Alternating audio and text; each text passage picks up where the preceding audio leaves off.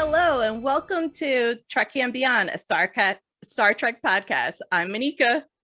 And I'm Andrea. And welcome to episode 2 of season 2 of Discovery. And we're calling this one New Eden. So this episode takes place right after the first episode ends. And we are basically with the Discovery crew still trying to figure out what is going on with all these signals. And we still have Captain Pike on the bridge, and we have Saru, and we have everyone, and we're sort of learning a little bit more about how they're all going to interact together. So, Monica, what did you think about this episode? I have more questions than answers, but I'll give it 3 steps. One for each of the 3 magnetic energy metaphors. But I do want to say, be bold, be brave, be courageous, black alert, let's jump. What about you? So yeah, this episode was definitely not one of the most action-packed ones. I definitely agree with the whole it was an episode. It wasn't bad, but it wasn't good. And for me, this was a filler episode. That's how I felt. I loved Captain Pike again. I loved Saru. I loved everyone. I loved what they showed us, but I just felt like when the episode was over, I was like, oh, that's it? Okay. So I'm a little about this episode.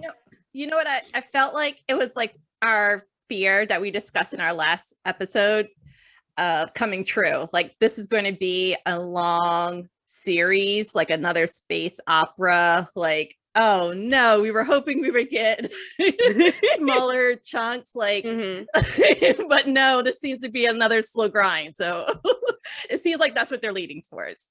Because like for a moment I thought it wasn't. For a moment I thought, oh, okay, so it's like this episode sort of focuses them on being on a whole new sort of like a new planet that hasn't really discovered warp. So, Star Trek, they don't interfere with people until they're able to warp or have first contact until they're able to warp. So I was like, oh, this is sort of interesting. I haven't seen this since the other episodes, the other shows. This is cool. First contact. But then it also still sort of has that, what's going on with her brother? What's going on with Spock? Like, where is he? And then we find out where he is, and we're like, okay, this is going to be more than one episode explanation. Like, so yeah, this episode is a little bit. So I'll give you a quick little recap.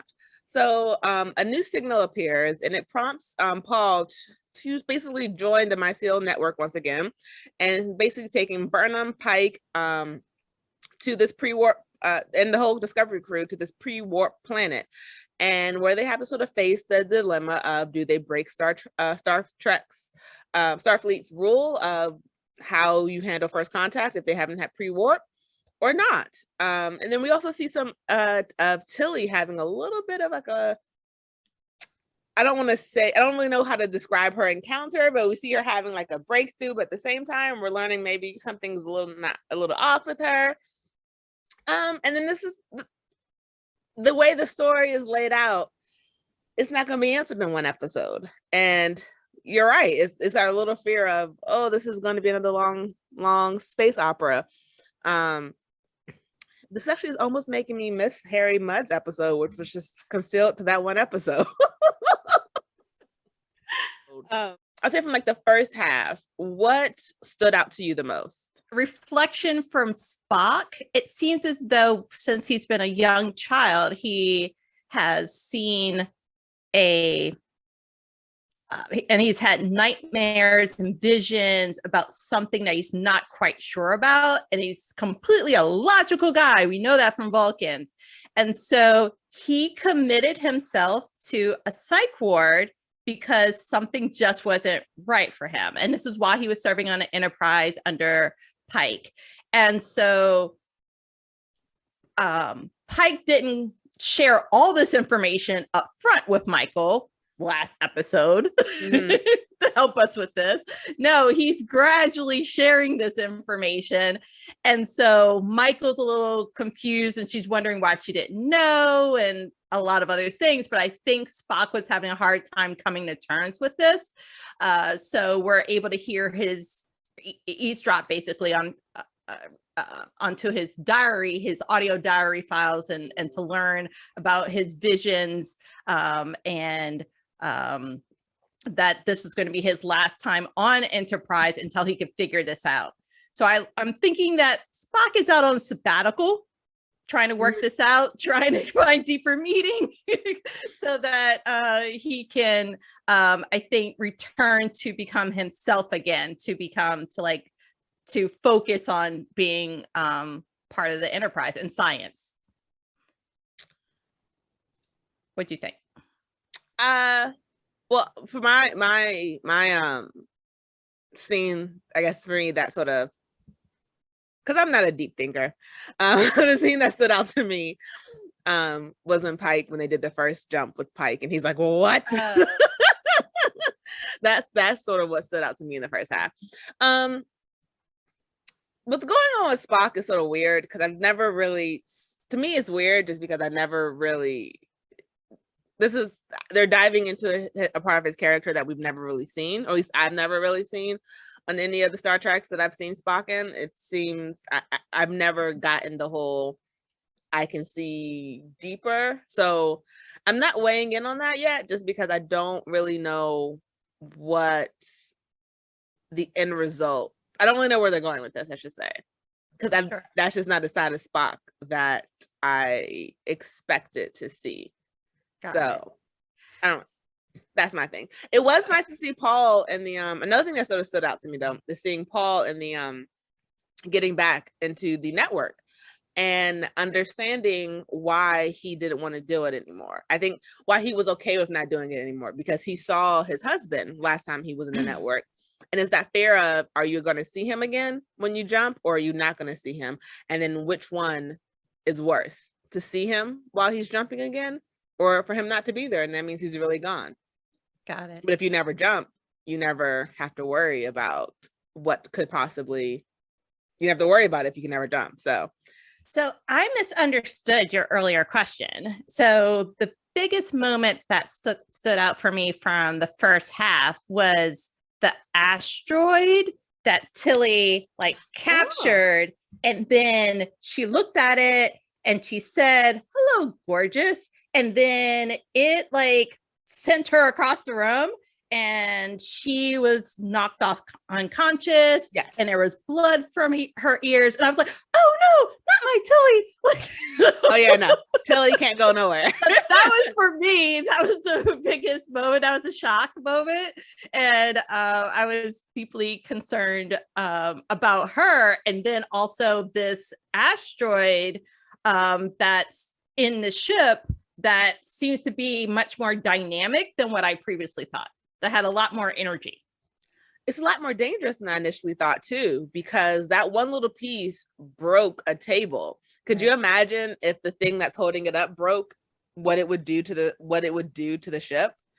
Something that massive, it would destroy it. Also, the people on, another thing that stood out from the first half is the people on the Earth, or not the Earth, the, I guess, new Earth, where they beam down to, how they've sort of taken all of the other religions from Earth and turned it into one deep religion, so that way they wouldn't really fight. Because we find out that these people were from Earth originally during the during the Third World War. So if anyone wants to place bets, just let you know, according to Star Trek, the next World War happens in the 2050s. So I'll be in my 60s around then. So I think I'll be safe. I don't think I'm going to be conscripted, but just be aware, people. You never know what's going to happen. Just Star Trek is saying it's happening in 2050. World War III. Place your bets. Let's see what happens. But these people from Earth are just magically transported, or scientifically or spiritually, because we don't know what the thing is, transports them to this whole new planet, and they basically worship this red angel. And it reminds Michael of the red angel she sees, which takes me back to what we said last episode about the fact that this is going to be maybe another Michael-centric story, which I'm not upset about that, but again, like we said last time, we hope to see more about other people. And see that they've been living there for 200 years, basically almost in the past, but they're in the future. Like the way they live is almost in the past. It's like past life. They're living less, like more primitive than they would have if they were on Earth, even at the time that they left. Right. So that's interesting to see how they've regressed. I like though seeing Michael, Pike, and Joanne, yes, as part of this away mission. And this is the first time I've heard a lot more from Joanne, and I like seeing the fact that she was able to help problem solve, to help them get out of the basement of the church. I also really like the clothes for that away mission, like all of their away missions from Pavo to Buenos to New Eden, like are like high fashion, modern, stylish. I'm starting to call these nomad casual, but I like those looks. So snaps to that too. So it's nice to see more from the other crew members. And the crew gets together also to help save New Eden from a potential natural disaster with radiation clouds in orbit above them. It's a very slow but fast episode. Like the more like they do a lot, but I feel like we don't learn enough. You know what I mean? With this episode, I might have to. The way you're describing is making me change my initial reaction to upping it a bit more. So I definitely learned a lot about Pike.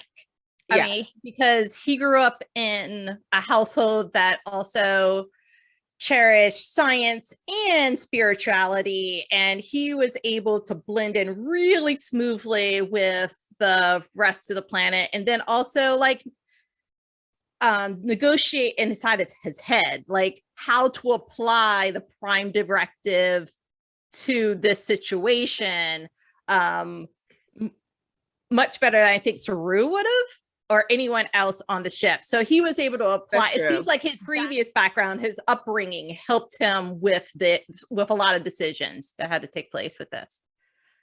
That is very true. That is very true. So one of the biggest standout people on this episode is one of our favorite people from the series in general, is Miss Tilly. I love her. She's annoying sometimes, but I love her. In this episode, I really do feel like she sort of started building her pathway to basically showing how awesome she is. And not even to say that she hasn't done it in the past, because in all of season 1, even when she was faking like the Captain Killy, she has shown that she is much more than what they tried to make her character the box she fits in. So this episode, she really does stand out, and she sort of has a breakthrough. Monica, do you want to talk about her breakthrough? Sure. So I think if it wasn't for Tilly, this planet would not be saved. Really, she helped to save New Eden. And she found out that I should say, back up. Once she woke up from her fall, then she woke up inside of the sick bay, and she was like reprimanded by Saru for conducting this research solo, which really she should have like done a little bit more work to ensure that like the safety of the crew, that everyone was going to be okay and understand that this is a big risk conducting this research. And she didn't tell anyone also what was going on. So Saru talked to her about, it's important for us to take care of ourselves before we try to take care of others. And she seemed to be understanding of that. But then after Saru left, she seemed to have some sort of outer body experience with a new character by the name of May, who helped Tilly problem solve and troubleshoot problems to help save both the planet as well as potentially Paul with finding out how to use the asteroid to deflect the radioactive waves or something. The radiation that was is about to be like a radiation cloud around the planet. And so they were going to use the asteroid to like absorb it, or absorb the radiation. She explained it, but I'm gonna be honest, it went over my head, her explanation. Yes. I think she was using the asteroid to attract. I think it was supposed to be like a magnet to attract the radiation and pull it away. And then with the crew on the bridge conducts a donut to I do have to say though, a donut of the airspace. I did have to say a donut in space is cool. Doing a donut, like, come on, people. Like, everyone loves, well, I've never done them on my tires because I can't afford to replace my tires just willy-nilly. But seeing the Fast and the Furious movies of them always doing those little donuts, can you imagine a Starfleet ship doing a donut in space? Imagine they could leave like the little streaks, like, oh yeah. I could just imagine. So I think the whole, the whole bridge crew was like really into this, really psyched. They were able to like maneuver while like Pike and Michael were on the ground on New Eden to like focus on this and also help. I think they felt then valued also during this away mission. And it was really cool to see the crew get together in this sort of way. I really liked seeing all of the other characters, because I don't think that the show should be mainly based on Michael and Pike and a few other characters here and there. But agreed. So after all of that, Tilly went back to her quarters and she tried to, I think, conduct research to find out like how does she reconnect with May on the ship, only to find out like May passed away before the Battle of the Binary Stars. So May is not alive according to the computer. And so we're not quite sure where May is, if May was like is an angel for Tilly in her head, maybe as part of being like unconscious, like is like she had a outer body we're not quite sure. So it's not when our 100% Tilly. That's all I wanted to say. I'm worried about my Tilly. I'm a little worried about her too, because I like, it's one thing to sort of, I felt like it would have made more sense for her to like hallucinate Hugh or hallucinate someone else who had been on the Discovery. But this is a new character who we haven't seen in any of the other episodes. So it's sort of like, why, of every person that Tilly could hallucinate, if that's what's going on, did she hallucinate someone who's dead, who she didn't even know was dead? Well, right. Her childhood friend, right? Yeah. Who she knew was in Starfleet. So it's like, how? But apparently they weren't even close, because she didn't, like, she was looking for her on the ship. She was like, oh, and like, I think the Discovery crew, after everything they had been through, would know everyone on the ship. You may not be friends with everyone on the ship, but I feel like you would know who's on your ship after everything you've been through. And they're not close, because obviously she didn't know that she's been dead for a while. Right. So it's interesting that they picked this one person who was important to her at one point, but not enough to where Tilly kept up with her life. Right. So it's interesting. And, you know, Tilly doesn't have a lot of friends, because she admits that people don't really like her. So it's like, it's interesting to think you wouldn't remember, or you wouldn't keep it. So it's making me wonder, is there like a deeper meaning behind the fact that it was her? Right. Actually, now I'm thinking about it, May didn't pop up until she was thinking about, where's Michael? I need Michael to help me troubleshoot and problem solve this. And then suddenly there was May. So something's going on. And then Paul is not himself either, because I think he's hurt. Yeah, he stormed out of the chamber after the jump and hasn't really shared what's going on or what he saw while he was in the or what network. He didn't see. Yeah, I think that he didn't see Hugh, and that made him more upset, because if Paul could always see Hugh when he jumped, I think he would want to jump more, you know? But the fact that he was so angry when he left makes me think that Hugh wasn't there. And so it's like, there's nothing left of Paul. So there's nothing left of Hugh. Like, he really does no longer have his husband. I think that's why he's sort of upset, because what's worse, seeing your dead husband or not seeing your dead husband? Like which one's worse? Like at least if you see him, you can still like talk to him. But if he's not there, like he's really not there. So I think Hugh wasn't there. And that's why Paul was upset. That's what I think. I don't know. I don't know if Star Trek's gonna tell us, but that's my 2 cents on what could possibly be going on with him. Right. And then Michael seems to be learning more about balancing science and spirituality, because she stated while she was on the planet, like, anyone here believe in science? Like she was so matter of fact about the church, and she was having a hard time, I think, there. So I think part of this journey, she's going to learn more about this Red Angel, Spock, and possibly spiritual. We'll see how this all works. There was some other part. And then there's Jacob, which I just want to mention briefly. Jacob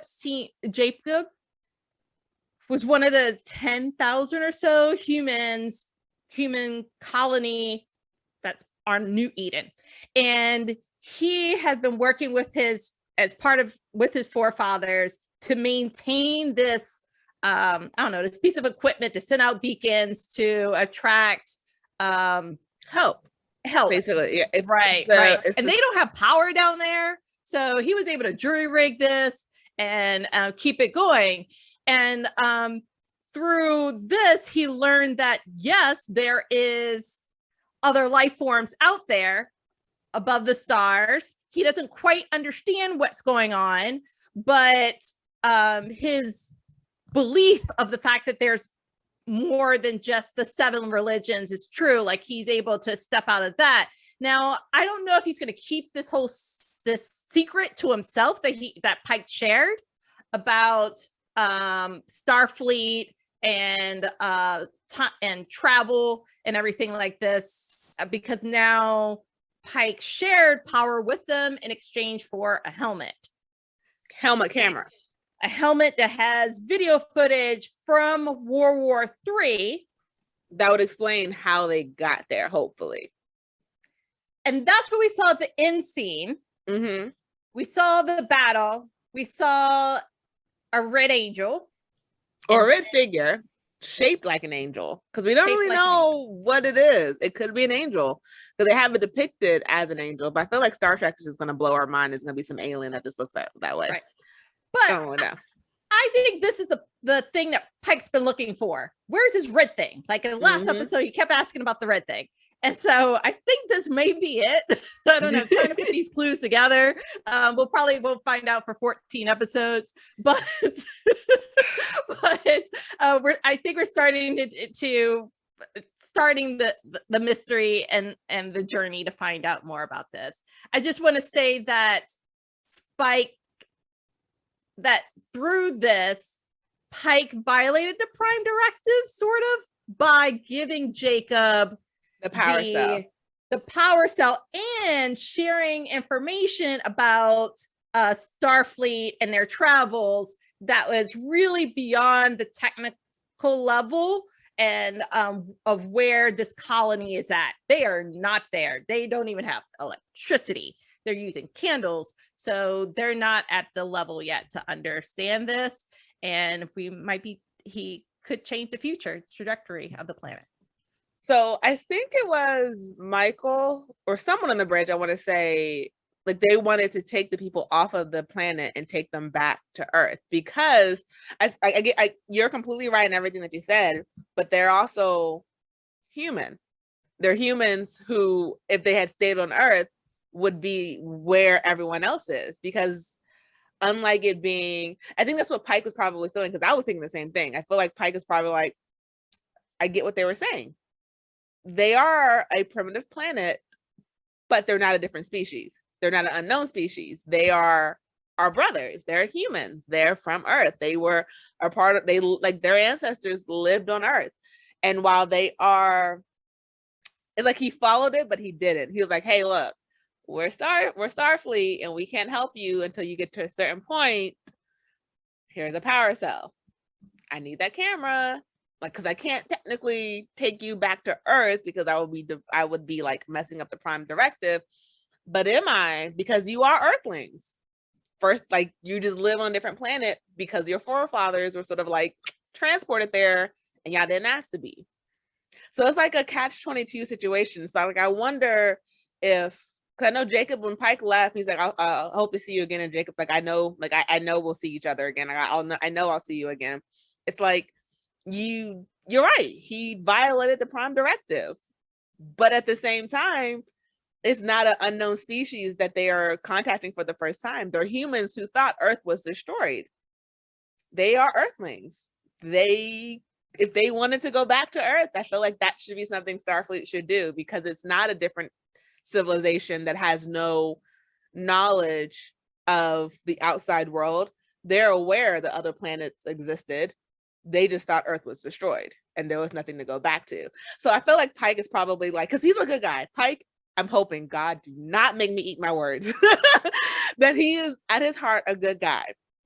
And I think I really want to say someone on the bridge did like, well, we should take them back to Earth because they're, or alluded to that of some fashion, because they are Earthlings, but they are on a different planet. But they are, it's like, what do you do? Do you violate it and leave them to stay when really the only reason they stayed is because they literally thought their home planet was no longer there, which is also a reason probably why they combined all the religions so that way what happened on Earth wouldn't happen here. And then also, I did have a question. If there are 10,000 people, how else did the other people get there? Because it looked like the angel only took the people that were inside that church. Like, right. That's not enough people to get 10,000 people in 200 years. That's not enough people. So, you talking about procreating? Like, yeah, I think they started out smaller. Because genetically they would all be related, but in 200 years, with starting off with 100 people, you can't get to 10,000. Like, because, and who's to say they were all enough women or enough men or whatever? So the fact they don't have electricity, they don't have a lot of distractions. I just don't see, because they don't have birth control.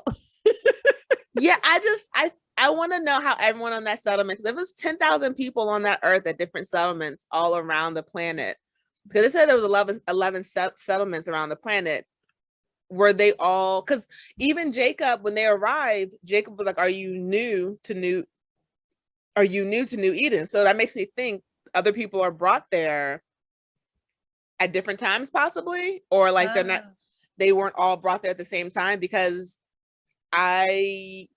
how else would you be so shocked that you don't know who those people are? Right.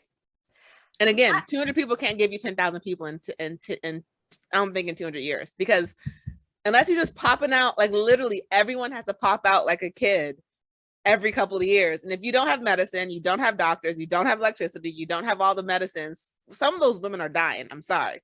Some of them are dying in childbirth. You're dying by diseases.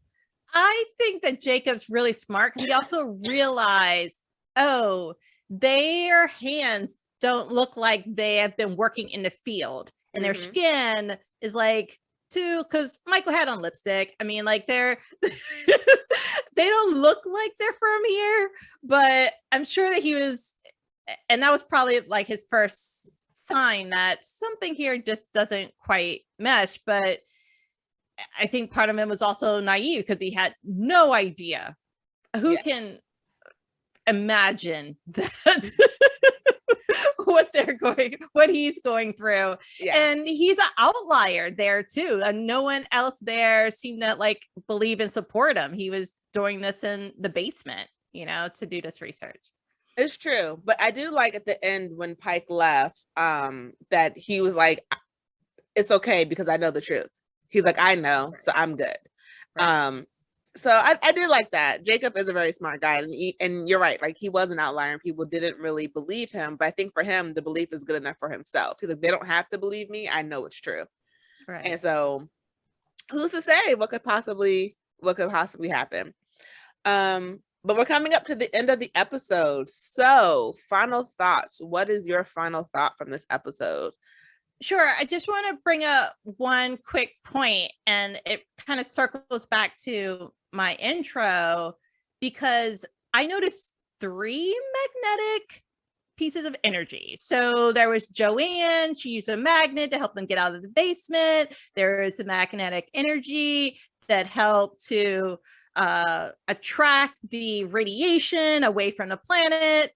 And then I think there was some sort of, and this is kind of loose interpretation of magnetic energy, but something that attracted them from their that attracted the USS Discovery from its previous location to this new location. Like that second red energy burst that made them go to this place exactly the time in which they need to be there to help this colony. Like otherwise, no one would have helped this colony because they would have so died. Far away. Yeah, right. They didn't even know they didn't even know they existed. So yeah, right. So there's some. I just wanted to make that connection, and I just noticed that unfolding at 3 different times.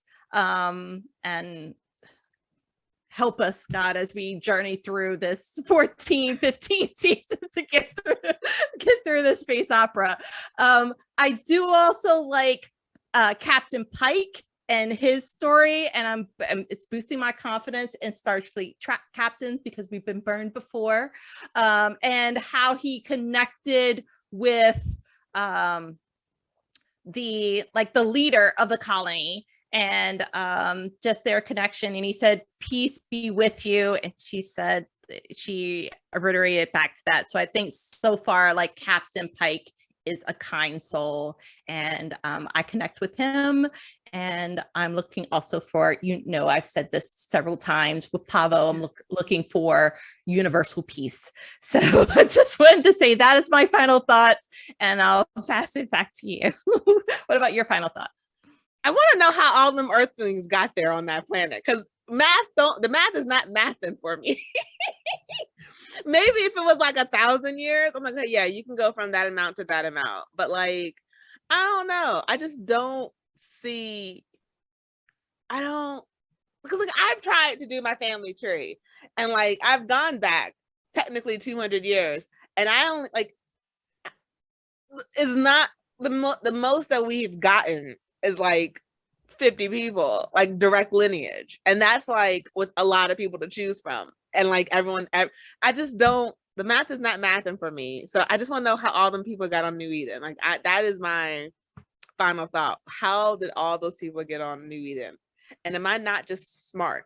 Because I don't know why the math is not mathing for me. In my mind, it just like, it stood out to me. It's like, that's just not enough people. Well, we started out this episode stating that we have more questions than answers. That's true. So we're ending with questions as well. Yes, because I'm being generous by saying there's possibly 200 people in that church, because that church did not look big. It looks like they were just hiding. It didn't look like there was a lot of people in that church from the helmet cam video. So it looked like we saw maybe 20, 30 people in that church. Who knows? Don't know. We'll find out. Yes, because that math is not mathing for me, so I need to know. That is my final thought. How did 10,000 people get on that planet? Thank you guys for listening to episode 2 of season 2 of Trekkie and Beyond, a Star Trek podcast. But as always, I'm Andrea. And I'm Monica. And live long and prosper.